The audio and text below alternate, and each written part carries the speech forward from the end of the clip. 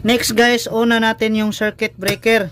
Tapos, una natin yung switch. Kailangan ilaw yung valve natin. Guys, sa video natin ngayon ay tuturo ko sa inyo kung paano mag-wiring ng single switch at isang ilaw. Meron din tayo ditong protection, 15 ampere circuit breaker, para kung sakaling may shortage dito sa linya natin ay agad naman i-trip off para hindi malusaw yung mga wire natin. So ngayon meron din tayo ditong single switch at isang socket. So dito natin ilagay yung bulb natin. At siyempre gumagamit tayo dito ng PDX wire number 14. Ngayon guys, meron din tayong staple wire pang fix ng wire natin para maganda tingnan. So itong setup na wiring natin guys ay para to sa kahoy na bahay. Ngayon guys, dumako naman tayo dito sa schematic diagram. So ito ang sundan natin para pagdating ng actual wiring natin, madali nyong makuha bawat connection ng mga receptacle. So sa schematic diagram natin guys, meron tayo ditong circuit breaker, switch at isang ilaw. So ngayon sa circuit breaker natin may supply itong 220 volts at dito guys ang tawag dito ay line side. Dito naman sa kabila na terminal, ito yung load side. So sa load side ng circuit breaker guys may dalawang linya yan.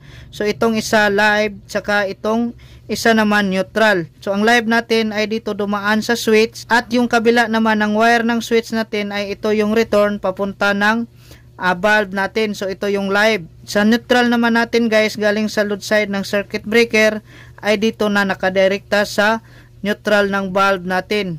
So makikita nyo dito guys, sa junction box natin, mahaba yung wire natin dito. Naka 6 inches to, para kung magdagdag pa tayo ng ilaw guys, ay hindi tayo mahirapan mag-splicing. So yan yung purpose natin guys, bakit mataas yung allowance dito, kailangan 6 inches talaga. So ngayon guys, galing sa circuit breaker, so ito yung supply natin na 220 volts. Bale itong itim, ito yung live, at ito namang puti, ito yung neutral. Dito namang sa switch guys, so dalawang linya to, ito yung common natin at ito namang isa return. Ngayon guys, dito naman sa socket may dalawang linya din to. Itong itim natin, ito yung live at ito namang puti, ito yung neutral. So ngayon guys, simulan na natin yung actual wiring. So galing sa load side ng circuit breaker, ito yung live ay papunta ng common ng switch. So ito yung live wire natin na supply galing sa circuit breaker guys ay papunta ng common ng switch. So itong dalawa guys, splice natin. Ayan, na-connect na natin guys. Next naman dito sa kabila ng switch natin ay papunta ng live natin dito sa valve. So itong return natin guys ay papunta dito sa live ng socket natin. So itong dalawa guys, splice natin. So kailangan talaga guys, itong live natin ay dito nakakonect sa may pin dito sa socket natin. So dito sa kabila, ito yung threaded, dito natin i-connect yung neutral. So ngayon guys, splice natin to. Yan, na-connect na natin. Next ay dito naman tayo sa neutral. Galing sa load side ng circuit breaker o neutral natin ay nakadirekta na dito sa neutral ng valve. So ito yung neutral natin guys. So papunta dito sa neutral ng valve. So itong dalawa guys, splice natin.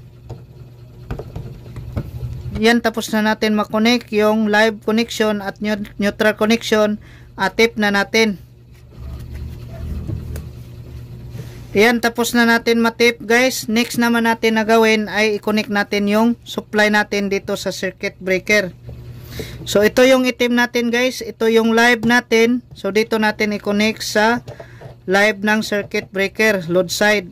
Yan, na-connect na. Next, ito namang neutral natin, dito natin i-connect sa neutral ng circuit breaker. Yan, tapos na natin makonect yung supply natin guys. Tapos fix na natin tong wire natin dito sa junction box.